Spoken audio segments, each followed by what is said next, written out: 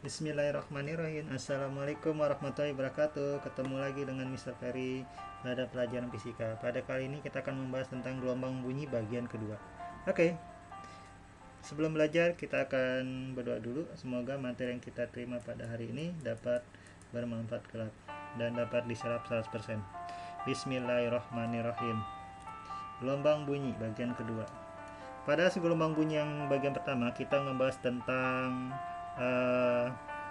resonansi pada dawai pada pipa organa tertutup dan terbuka. Pada saat ini kita akan membahas tentang intensitas dan taraf intensitas bunyi serta efek Doppler yang terjadi pada bunyi. Oke, kita ketahui bahwa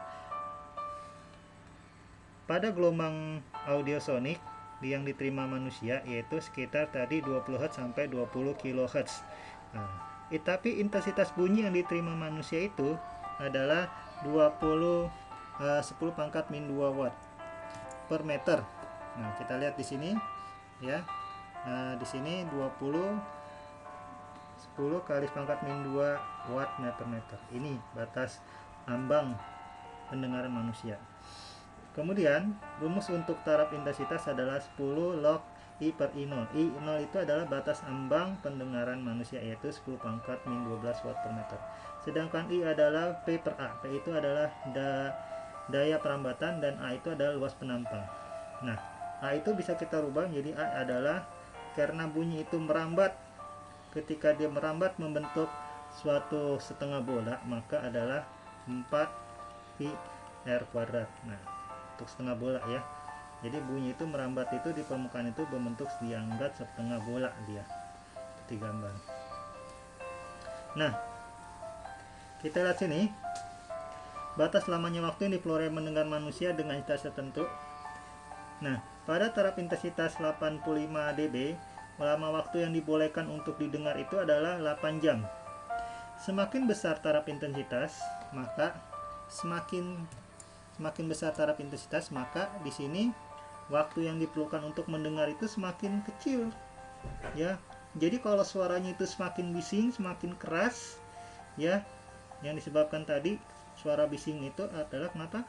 Karena amplitudenya besar, ya kan? Semakin bising semakin keras, maka lamanya waktu yang diperolehkan itu adalah semakin kecil. Nah, semakin kecil waktunya. Kita lihat sini. Ya, taraf intensitas berbanding terbalik terhadap waktu. Ingat, terhadap waktu berbanding terbalik. Oke, kita lihat contoh soal. Suatu sumber bunyi dengan daya 12,56 watt memancarkan gelombang bunyi berupa gelombang sferis. Ya. Kemudian intensitas ambangnya itu adalah 10 pangkat min 12 watt per meter kuadrat.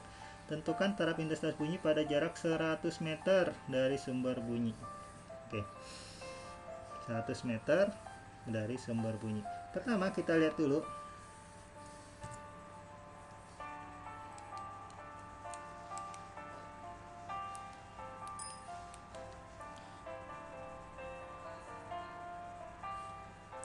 Pertama kita lihat dulu, ini dayanya P-nya.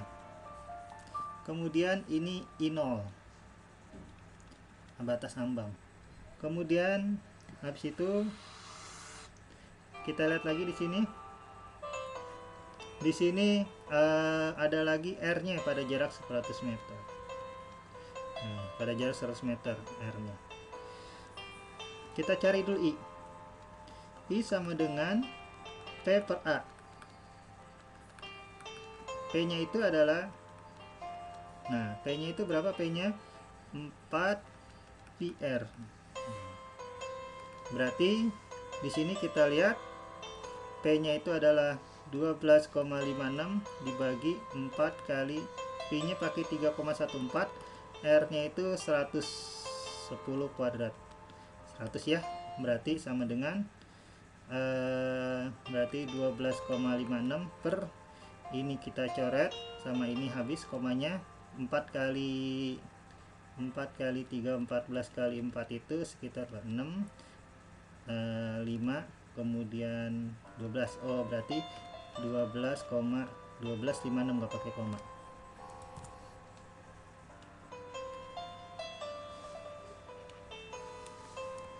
Berarti berapa? 1256.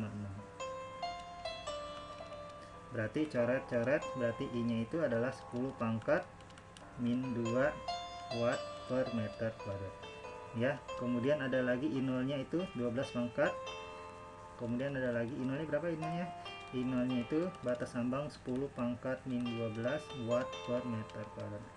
Berarti TI nya itu adalah TI sama dengan taraf intensitas, rumusnya 10 log I per I0, berarti sama dengan 10 log I nya itu adalah berapa, I nya 10 pangkat min 12, 10 pangkat min 2 ya,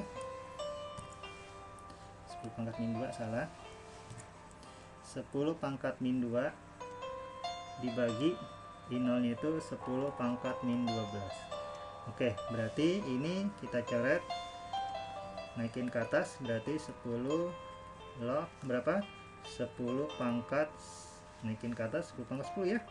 Nah, berarti kalau logaritma log 10 kan 1 ya, tapi ini lempar ke depan dulu di sini. Berarti TI nya 10 kali 10 berarti berapa, 100 desibel. Nah, 100 desibel itu taraf intensitas. Nah, kalau 100 desibel ini kalau kita lihat tabel tadi, berapa lama dia bisa dengar 100 dB, sekitar berapa, bunyi sangat kencang sekali kalau 100 dB. Sampai berapa lama kita bisa mendengar? Tuh, 15 menit kira-kira waktu yang diperolehkan, ini kan. Nah, kita lanjutkan lagi. Taraf intensitas sebuah mobil 60 dB. Berapa taraf intensitas 100 mobil? Kita lihat di sini. Jawab. TI1 sama dengan 60 dB. Kemudian N-nya itu adalah, N-nya berapa N-nya? Nah, kita lihat N-nya. N-nya itu adalah 100 mobil. Nah, N-nya 100 mobil. Terus kita masukin rumusnya, berdasarkan rumus tadi. TI sama dengan, wah dihapus.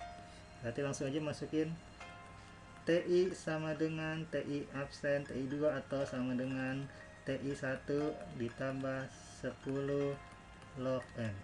TI1 nya itu adalah 60 dB ditambah 10 log 100. Log 100 berapa? Log 100 2, ingat ya. Ini log 100 sama dengan 2.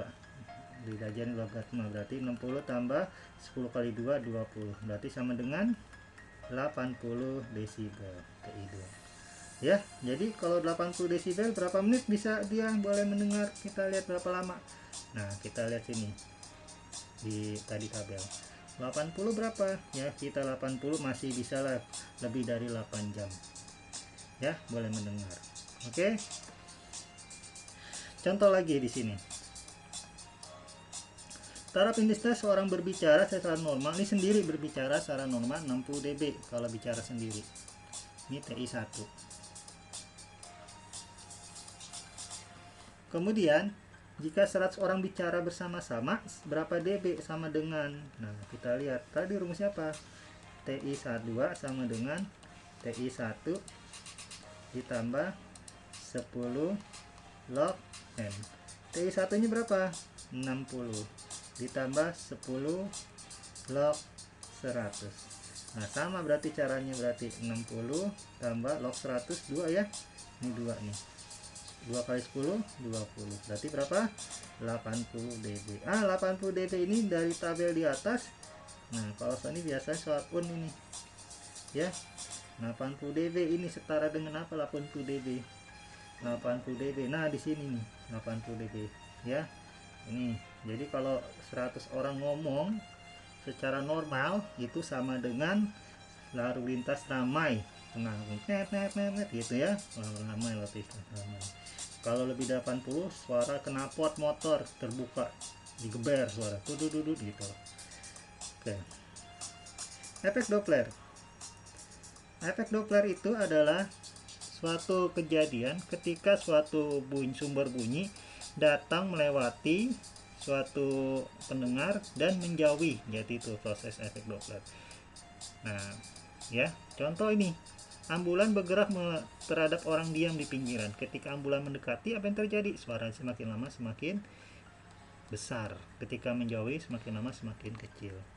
Kita lihat di sini rumus efek Doppler. P sama dengan Fp sama dengan frekuensi pendengar V plus minus PV dikali PS, kemudian per V plus minus PS.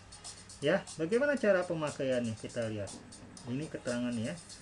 P itu kecepatan lambat bunyi udara, PS kecepatan sumber bunyi, PP kecepatan gerak pendengar, F itu frekuensi pendengar, Fs itu frekuensi sumber. Gimana cara pemakaiannya? Jika pendengar mendekati sumber, PP-nya positif. Jika pendengar menjauhi sumber, PP-nya negatif. Jika pendengar mendekat sehingga sumber mendekati pendengar, PS-nya negatif. Nah, jika sumber menjauh pendengar, PS-nya positif. Nah, bagaimana pemakaiannya? Contohnya begini, daripada pusing. Nah, contoh ya. Ini ceritanya ada orang nih. Tadi nih konten kasus, ini ada orang. Ini ada mobil. Nih, pendengarnya PP-nya 0. Ya. 0 ya, dianggap 0. Nah, ketika ada mobil ambulan yang tadi kasus nih, mobil ambulan bergerak, ambulan membunyikan sirine, ini VS sumber ya. Ketika dia mendekati ini, Bapak yang terjadi rumusnya apa? Fp sama dengan Fp sama dengan V plus minus Vp. Nah, boleh, kenapa? Karena dia diam 0. P mendekati dia. Kalau mendekati apa tadi? Vs nya tuh negatif dikali Fs. Tapi kejadian kalau dia bergerak menjauhi, nah menjauhi, tapi sama-sama masih diam, bergerak menjauhi Fs-nya, sumbernya, maka gantian Fp sama dengan P masih plus minus Vp. Kenapa? Karena 0 nggak pengaruh. Nah, menjauhi itu plus Fs dikali Fp ya. Jadi itu makanya contohnya ya, logikanya. Sekarang kita lihat contoh soalnya. Sebuah mobil patroli polisi bergerak dengan kelajuan 72 meter per second. Dirubah menjadi meter per second ini 72 km per jam, berubah meter per second. Sambil membunyikan sirine yang mempunyai frekuensi 800 Hz. Berapa frekuensi sirine didengar oleh seorang yang diam di pinggir jalan, bergerak mendekati dan menjauhi. Kayak tadi kasusnya. Ini dirubah dulu nih. Ini dirubah dulu. Ya. Ini kelajuan sumber berapa? 70 km per jam, berarti 20 meter per second ya. Nah, dari mana caranya? Tinggal dirubah aja. 1 kilo sama dengan 1000 dibagi 3600 kali 72 jadi 20. Oke, berarti kasus yang pertama, kalau misalnya apa tadi, apa, mendekati, nah, mendekati ya. Ya tadi gambarnya seorang diam di pinggir jalan mendekati, berarti rumusnya apa? Fp sama dengan V plus minus Pp dibagi V min Ps dikali Fs. Berarti Pp nya itu berapa? 340 plus minus 0, karena 0 dia, kenapa 0? Diam kan, tuh ada diam, seorang diam di pinggir jalan, diam berarti pendengarnya diam. 340 dikurang Fs nya 20 dikali 800 ya, berarti di sini 340 diper 320 dikali 800 ya, berarti sekitar berapa ini? Nah, Fp nya berarti ini coret sama ini, 32 coret sama 8, sisa 4, berarti 34 dibagi ini 32, berarti sekitar 700 ya, 700 ya, 378 ya, 789 koma sekian ya. Nah, pakai kalkulator coba cari. Nah, kalau di sini misalnya menjauhi, kalau menjauhi bagaimana menjauhi? Kalau menjauhi berarti, nah kalau menjauhi berarti dia pakai bawahnya tadi plus, yang tadi min ganti plus. Fp sama dengan V plus minus Pp per V plus PS dikali Fs. Berarti 340 plus minus 0 dibagi 340 ditambah berapa? 20 dikali 800. Ya. Nah, berarti oh iya Mister salah ini sekitar lebih dari 800 ini ya. Ini sekitar lebih dari 800 ini. Coba cari 800 koma dia. Kita 801 berapa gitu ya. Cari koma sudah hertz pokoknya. Ini berarti 340 dikali 800 dibagi 360 ya, ini sekitar 700an ya, 789 hertz ya. Nah ini kita lihat bahwa kalau menjauhi dia frekuensinya lebih rendah, kalau mendekati lebih tinggi. Next, sebuah mobil patroli bergerak dengan kelajuan 272 meter per second. Nah ini rubah ke meter per second, tadi berapa? Kecepatan sumber berapa? 20 meter per second ya, sumber 20 meter per second. Sambil membunyikan sinton dengan frekuensi 800 Hz sama kayak tadi. Ini frekuensi sumber Fs ya. Kemudian mengejar sebuah mobil pencuri depannya dengan laju. Nah ini apa nih? V pendengar. Nah kecepatan pendengar dapat apabila ketahui kecepatan lambat di udara 340 dan pada saat itu terjadi angin bertiup searah dengan kedua kendaraan. Searah, jadi gini nih ceritanya. Ini ada pencuri dia.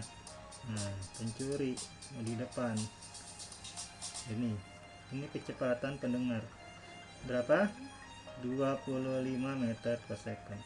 Di belakang ada mobil polisi. Nah di depan ada mobil polisi. Ini kecepatannya berapa? Kecepatan sumber berapa? 20 meter per second.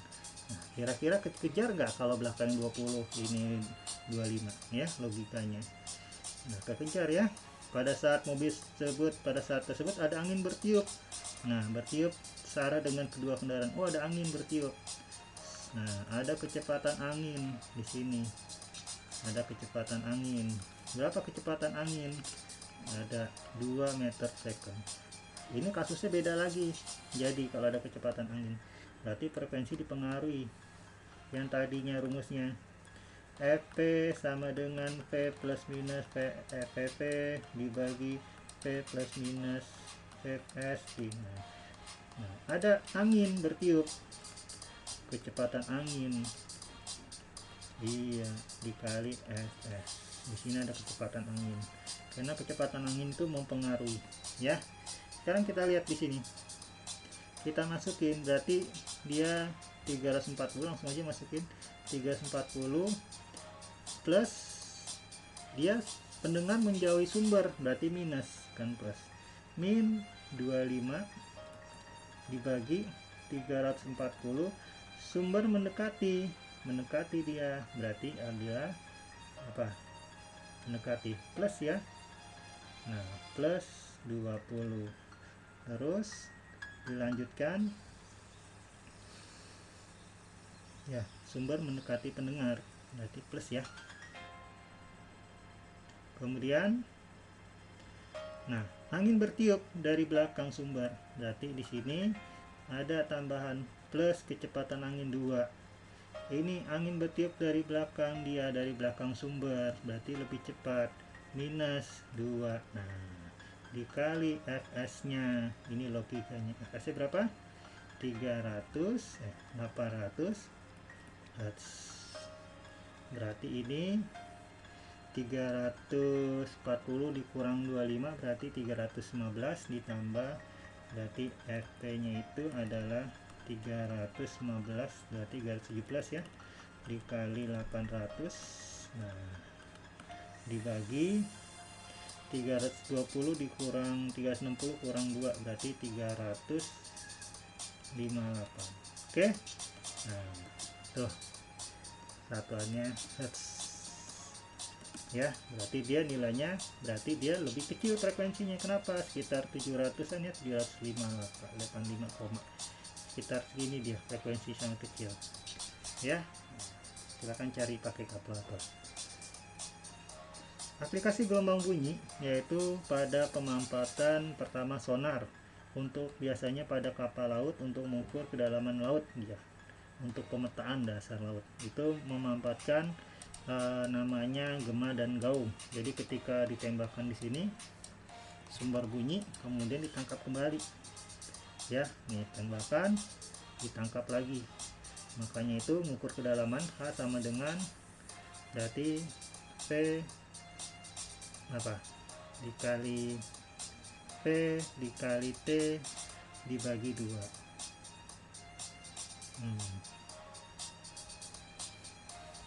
Terbalik mister kedalaman ya, berarti 2 kali bolak-balik 2P kali T ya, ukur kedalaman laut ya. Kemudian yang kedua, kegunaannya itu untuk mengukur uji keretakan pada industri, namanya NDT ya. Jadi pada saat dideteksi ada suatu benda, ada logam yang mengalami keretakan di dalamnya, maka dia menggunakan alat penguji namanya NDT. Jadi nggak usah dibongkar-bongkar lagi ya. Nah selanjutnya untuk alat pencucian ultrasonic cleaner ya, karena dia menggunakan alat pencuci ini lebih mudah. Jadi pada saat ada cairan, ada kotoran, jadi dia langsung membersihkan, karena dia membutuhkan frekuensi sekitar 15 sampai 400 kHz ya. Frekuensinya sekitar sekian. Nah ini 15 sampai 400 kHz ini itu masih benar oleh suara manusia. Kemudian digunakan lagi untuk bagian pengelasan ultrasonik, untuk mengelaskan untuk mengelas suatu baja, besi dan sebagainya, atau untuk memotong suatu benda. Kemudian selanjutnya terakhir yang digunakan dalam kedokteran dan kebidanan yaitu USG. Untuk apa? Untuk melihat janin seorang ibu ya, janin tersebut, atau untuk melihat adanya tumor atau batu ginjal tidak pada seorang untuk pengobatan. Oke, ini latihan buat kalian, silahkan kerjakan, nanti dikirim di classroom dengan batas waktu yang Bapak berikan. Jangan sampai telat karena ini pengaruh pada nilai kalian. Sampai jumpa lagi lain waktu. Wabillahi taufiq wal hidayah. Assalamualaikum warahmatullahi wabarakatuh.